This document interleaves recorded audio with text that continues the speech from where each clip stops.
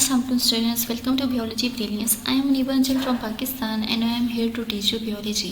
तो आज हम लोग स्टार्ट कर रहे हैं क्लास 9 की बियोलॉजी का फर्स्ट चैप्टर।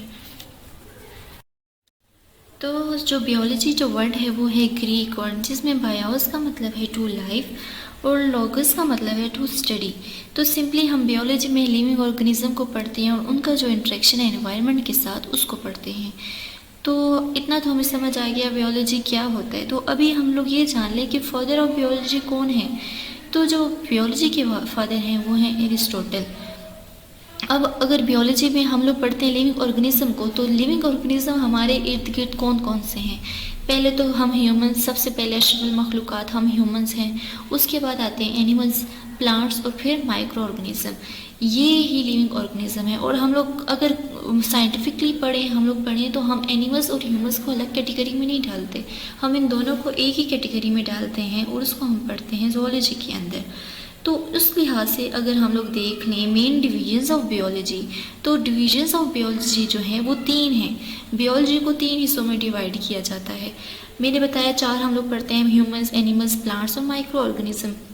एनिमल्स और ह्यूमंस को एक ही कैटेगरी में डाला जाता है जो है ज़ूलॉजी, और बाकी जो प्लांट्स हैं उनको डाला जाता है बॉटनी के अंदर। तो फिर जो माइक्रो ऑर्गेनिज्म है उनकी स्टडी हम पढ़ते हैं माइक्रोबायोलॉजी के अंदर। तो जो प्लांट्स की स्टडी है उसको बोलते हैं बॉटनी, एनिमल्स की स्टडी को बोलते हैं ज़ूलॉजी, और जितने भी माइक्रो ऑर्गेनिज्म है, वायरसेस है, बैक्टीरिया है, फंजाई है, और भी जितने micro organism means microscopic organism जो कि हम अपनी नेकेड आई के साथ नहीं देख सकते, उसको देखने के लिए हमें माइक्रोस्कोप चाहिए। तो ऐसे ऑर्गेनिज्म को हम लोग स्टडी करते हैं माइक्रोबायोलॉजी के अंदर। तो इस लिहाज से हमने देख लिया कि बियोलॉजी जो है वो डिवाइड हुई है बॉटनी में, ज़ूलॉजी में और माइक्रोबायोलॉजी में।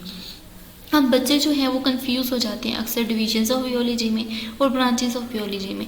तो जो मेन डिवीजन्स हैं बियोलॉजी को, लाइफ को जिन हिस्सों में डिवाइड किया गया है वो सिर्फ और सिर्फ 3 ये हिस्से हैं, बॉटनी, ज़ूलॉजी और माइक्रोबायोलॉजी। ब्रांचेस जो हैं बियोलॉजी की वो बहुत ज़्यादा हैं, ठीक है। तो इसमें कन्फ्यूज़ नहीं होना है कि डिविजन्स कौन से हैं और ब्रांचेस कौन सी हैं। ब्रांचेस ऑफ बियोलॉजी की बात कर लें तो सबसे पहले आती है सेल बियोलॉजी। तो जैसे ही नेम इंडिकेट कर रहा है कि इसके बारे में, सेल के बारे में हम पढ़ेंगे। तो cell biology is a study of cell, जिसके अंदर हम सेल के सारे फंक्शन, सेल के अंदर जितने भी ऑर्गेनेल्स प्रेजेंट हैं उनके बारे में बात करते हैं। और सेल बियोलॉजी को दूसरा नाम है साइटोलॉजी। उसके बाद आ जाता है मॉर्फोलॉजी। मॉर्फोलॉजी के अंदर हम किसी भी चीज़ की, किसी भी एनिमल्स की, ह्यूमंस की, प्लांट्स की स्ट्रक्चर को, शेप को देखते हैं। हम देखते हैं कि उसकी आउटर अपीयरेंस कैसे, वो देखने में कैसे, जैसे ह्यूमन अलग है, एनिमल्स अलग हैं, प्लांट्स और माइक्रो ऑर्गेनिज्म सारे अलग हैं। तो उनकी स्ट्रक्चर और शेप को जो ब्रांच में हम देखते हैं उसको बोलते हैं मॉर्फोलॉजी। उसके बाद आ जाता है एनाटॉमी। एनाटॉमी के अंदर हम देखते हैं किसी भी ऑर्गेनिज्म की इंटरनल स्ट्रक्चर क्या है, उसके अंदर क्या क्या चीज़ें प्रेजेंट हैं। जैसे कि ह्यूमंस के अंदर लंग्स, हार्ट, इंटेस्टाइन्स, पेंक्रियास, ये सब चीज़ें प्रेजेंट है। तो ये सब कुछ हम पढ़ते हैं एनाटॉमी के अंदर। उसके बाद आ जाता है histology. Histology is a study of tissues. इसका मतलब हम जितने भी टिश्यूज़ हैं लिविंग ऑर्गेनिज्म के वो हम हिस्टोलॉजी में पढ़ेंगे। जैसे कि टिश्यूज़ की एग्जांपल्स टाइप्स होते हैं, epithelial tissues, connective tissues, muscular tissues. तो जैसे कि एपिथेलियल टिश्यूज़ हमारी स्किन में प्रेजेंट होते हैं, उस तरह एक टाइप है कनेक्टिव टिश्यू की, उसको बोलते हैं ब्लड। तो ब्लड जो है वो कनेक्टिव टिश्यू की एक टाइप है। तो ब्लड भी एक टाइप ऑफ टिश्यू है। उसके बाद अगर प्लांट्स में देखा जाए तो प्लांट्स में different types of tissues present होते हैं, जैसे कि स्क्लेरेन्काइमा, कोलेन्काइमा, पेरेन्काइमा, बहुत से टिश्यूज़ हैं जिनको अभी बेशक आप ना याद करें, लेकिन जो बेसिक टिश्यूज़ हैं प्लांट्स के, जैसे कि जाइलम एंड फ्लोएम, ये चीज़ें आप थोड़ी थोड़ी याद कर लिया करें। उसके बाद embryology. Embryology is simply study of formation and development of an embryo, कि एम्ब्रियो कैसे डेवलप हुआ है, एक जाइगोट से वो एक एम्ब्रियो कैसे बना है, वो जो दरमियान में स्टेजेस हैं, 9th मंथ जो प्रोसेस है, उन प्रोसेस के अंदर क्या हुआ है, वो जितने भी स्टेजेस हैं डेवलपमेंट की, फॉर्मेशन की, एम्ब्रियो की, वो सब हम पढ़ते हैं एम्ब्रियोलॉजी में। उसके बाद आ जाता है फिजियोलॉजी। फिजियोलॉजी के अंदर हम जितने भी फंक्शंस हैं लिविंग ऑर्गेनिज्म की, जैसे कि हमारा फंक्शंस है, मूवमेंट है, डाइजेस्टिव सिस्टम है, रिस्पायरेशन है, एक्सक्रीशन है, कार्डियक मूवमेंट है, मसल्स, जितने भी कॉन्ट्रैक्शन, जितने भी हमारे फंक्शंस हैं, मेन फंक्शंस, प्रोसेस जो हमारे अंदर लिविंग ऑर्गेनिजम्स के अंदर होते हैं, चाहे वो ह्यूमंस के अंदर हो, एनिमल्स के अंदर हो, माइक्रो ऑर्गेनिज्म के अंदर हो, जितने भी फंक्शंस हैं उसको हम पढ़ते हैं फिजियोलॉजी के अंदर। तो हम लोग देखते हैं सोशल बियोलॉजी। सोशल बियोलॉजी में हम लोग पढ़ते हैं कि कुछ एनिमल्स का जो एक ही एरिया में रह रहे होते हैं, एक ही एरिया में जो एनिमल्स रह रहे होते हैं उनका एक दूसरे के साथ इंटरेक्शन कैसा है। जैसे कि ह्यूमंस का एक इंसान का दूसरे इंसान के साथ इंटरेक्शन को अगर हम पढ़ें तो हम पढ़ेंगे सोशल बियोलॉजी के अंदर। यहाँ पे एग्जांपल मैंने एक दी है आपको, वो है हनी बी की। तो हनी बी में 3 किस्म की बीज होती हैं और उनके इंटरेक्शन को हम लोग पढ़ें तो बहुत मज़े का इनके अंदर बिहेवियर होता है, जो बिहेवियर हम पढ़ते हैं सोशल बियोलॉजी के अंदर। तो इनमें जो फर्टाइल बी होती है, जो ऑफस्प्रिंग पैदा कर सकती है, वो होती है क्वीन। क्वीन होती है, वो क्या करती है, उसका सिर्फ और सिर्फ काम होता है कि वो क्या करेगी, न्यू ऑफस्प्रिंग पैदा करेगी, बस इसका इतना काम होता है। फिर दूसरी जो बी होती है वो होती है वर्कर बी। वर्कर बी का काम होता है कि उसने क्वीन के लिए, उसके बेबीज़ के लिए फूड लेकर आनी है। वर्कर बी क्योंकि वो इनफर्टाइल होती है, वो ऑफस्प्रिंग पैदा नहीं कर सकती, तो जो ऑफस्प्रिंग नहीं पैदा कर सकती उसको इस काम पे लगा लेते हैं कि उसने क्या करनी है, क्वीन के लिए और उसके जो बेबीज़ हैं उनके लिए उसने फूड लेकर आनी है। ये जितने भी हम लोग अपने आसपास देखते हैं ये सारी वर्कर्स बीज होती हैं, बाहर होती हैं। क्वीन जो होती है वो सिर्फ और सिर्फ अपने घर के अंदर अपने बच्चों की नरिशमेंट कर रही होती है, उनकी प्रोडक्शन कर रही होती है। बाकी जो ड्रोन होता है, ड्रोन जो है वो होता है मेल, फर्टाइल मेल होता है। ड्रोन का काम होता है वो क्वीन को प्रोटेक्ट कर रहा होता है, क्वीन को, उसके बेबीज़ को प्रोटेक्ट कर रहा होता है। तो ये फिनोमेना हनी बीज में देखा जाता है कि इनके अंदर 3 किस्म की बीज होती हैं, क्वीन, वर्कर और ड्रोन। ठीक है, तो हम लोग देखते हैं parasitology. As a name indicates कि हम लोग इसमें पढ़ेंगे पैरासाइट्स। तो जैसे कि पैरासाइट्स में अगर हम देखा जाए तो 2 किस्म की चीज़ें होती हैं, एक होती है होस्ट, दूसरा होता है पैरासाइट। तो पैरासाइट अटैक जिस पे करते हैं उसको बोलते हैं होस्ट। जैसे कि ह्यूमंस के ऊपर अटैक कर लिया, अगर मॉस्किटो अटैक कर ली ह्यूमंस के ऊपर तो ह्यूमंस उसका होस्ट है और उसके ऊपर जैसे अटैक किया पैरासाइट। ह्यूमन और होस्ट का जब हम रिलेशन पढ़ते हैं वो हम पढ़ते हैं पैरासाइटोलॉजी के अंदर।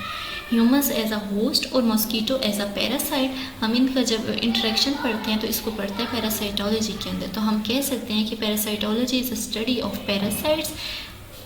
तो अगर हम लोग कैट में देखा जाए तो कैट में क्या होता है कि कैट अक्सर हम देखते हैं कि कैट अक्सर इरिटेट हो रही होती है क्योंकि उसकी स्किन में होती है टिक्स। टिक्स क्या करते हैं, उसकी ब्लड पे फीड करते हैं, तो इस वजह से इस कैट को हमने अक्सर देखा इरिटेट हो रही होती है क्योंकि उसके ऊपर, स्किन के ऊपर टिक्स होती हैं। तो टिक्स एज अ पैरासाइट काम कर रही होती है और कैट एज अ होस्ट। कि पैरासाइट क्या करता है, होस्ट से अपनी खुराक भी ले रहा होता है और होस्ट को वो नुकसान भी दे रहा होता है। Pharmacology. Pharmacology is a name indicates, हम फार्मेसी के बारे में पढ़ेंगे, मतलब कि इसके अंदर जितनी भी ड्रग्स हैं, जितनी भी मेडिसिन हैं उसको हम पढ़ते हैं फार्माकोलॉजी के अंदर। उसके बाद आ जाते हैं एंटोमोलॉजी। एंटोमोलॉजी के अंदर हम पढ़ते हैं इंसेक्ट्स को।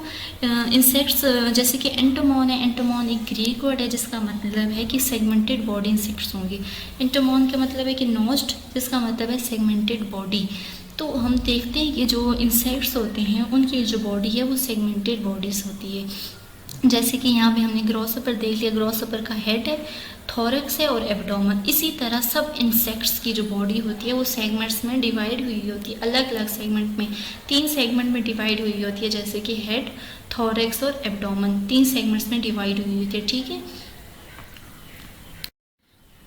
उसके बाद जो नेम ब्रांचेस हैं वो है जेनेटिक्स, उसके बाद एवोल्यूशनरी बियोलॉजी, इकोलॉजी, उसके बाद पैलेंटोलॉजी, टेक्सोनॉमी और बायोटेक्नोलॉजी। जेनेटिक्स के अंदर हम लोग पढ़ते हैं कि जीन्स, हेरिडिटी, वेरिएशन, ये सब चीज़ें हम जेनेटिक्स के अंदर पढ़ते हैं। हमने अक्सर देखा होता है कि अक्सर जो बच्चे होते हैं अक्सर वो अपने माँ बाप पे चले जाते हैं या अपने दादा दादी पे चले जाते हैं।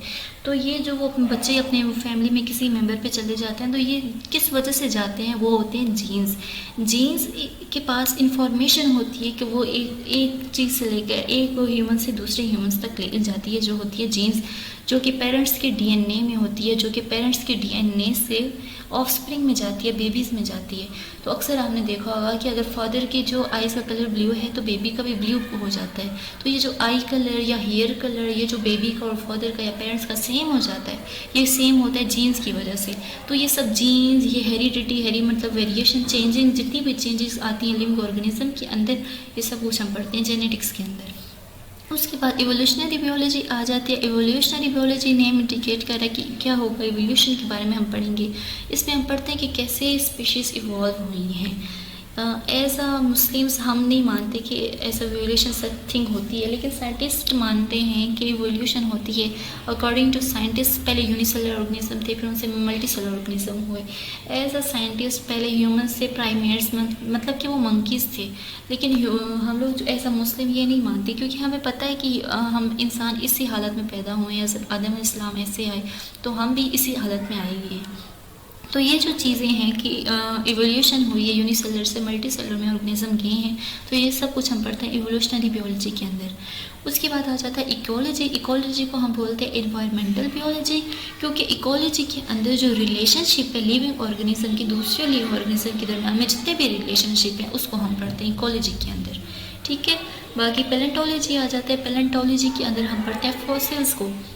फॉसिल्स का मतलब है कि कितने भी हमारी जो अर्थ है उसके अंदर बहुत ज़्यादा ऑर्गेनिक डेड मटेरियल है। जैसे कि ह्यूमन अगर हमारे जैसे ह्यूमन्स फोत हो जाते हैं तो हमें उनको बरीड कर देते हैं ज़मीन के अंदर, तो उनका अगर किसी भी ह्यूमन का जो कुछ भी रेमिनेंट्स हैं, कोई भी अगर किसी की भी बोन पड़ी है सॉइल के अंदर, कोई भी बहुत पुरानी बहुत मिलियन ईयर्स बहुत पुरानी अगर कोई बोन या कोई डीएनए या कोई सैंपल पड़ा है तो उसको फॉसिल बोलते हैं, और उस फॉसिल को हम पढ़ते हैं पैलेंटोलॉजी के अंदर। जैसे कि डायनासोरस का स्केलेटन वगैरह इनको मिले थे साइंटिस्ट को, तो वो सब क्या थे, फॉसिल्स थे।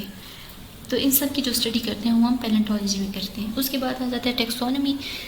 टेक्सोनमी के अंदर हम लोग देखते हैं कि ह्यूमंस को, एनिमल्स को, लिविंग ऑर्गेनिज्म को क्लासीफाई कैसे किया गया है, किस बेस पे किया गया है, इवोल्यूशन की कौन सी बेसिस पे किया गया है। जैसे कि हम लोग टेक्सोनमी में पढ़ते हैं smallest to highest level of organisation, smallest level of organisation जैसे स्पीशी है, kingdom, phylum, class, order, family, genus, species, ये सारा जो सीक्वेंस में हम पढ़ते हैं किसी भी लिविंग ऑर्गेनिज्म को हम किसी भी कैटेगरी में डालते हैं, सारी जो लेवल ऑफ ऑर्गेनाइजेशन है इसको हम टेक्सोनमी में पढ़ते हैं। उसके बाद बायोटेक्नोलॉजी आ जाता है। बायोटेक्नोलॉजी में हम क्या करते हैं, जो लिविंग ऑर्गेनिज्म होते हैं और उनके जो कंपोनेंट्स होते हैं उनको ह्यूमंस के वेलफेयर के लिए यूज़ करते हैं। जैसे कि हम लोग प्लांट्स को ले लें, प्लांट्स को क्या करते हैं साइंटिस्ट एक्सट्रैक्ट कर लेते हैं, उनके अंदर कुछ भी जितने न्यूट्रिएंट्स हैं, कोई बायोमोलिक्यूल्स हैं उसको ले लेते हैं और उससे डिफरेंट वो मेडिसिन बनाते हैं। तो ये सब जो चीज़ें होती हैं ये हम बायोटेक्नोलॉजी में पढ़ते हैं। तो इतना ही था आज की टॉपिक में। ब्रांचेस ऑफ बियोलॉजी हमने पढ़ा, डिवीज़न पढ़ी, बियोलॉजी पढ़ ली, ये सब चीज़ें पढ़ ली। अगर आपको ये सब, अगर आपको लेक्चर की समझ आई है, वीडियोस की समझ आई है, कुछ चीज़ ना समझ आई हो तो आप कमेंट्स में पूछ सकते हैं। और अगर आपको समझ में आ गई है तो मेरे चैनल को सब्सक्राइब कर लें, लाइक कर लें, कमेंट ज़रूर करें, और फिर मिलते रहेंगे। अपना बहुत ज़्यादा ख्याल रखिएगा। अल्लाह हाफिज़।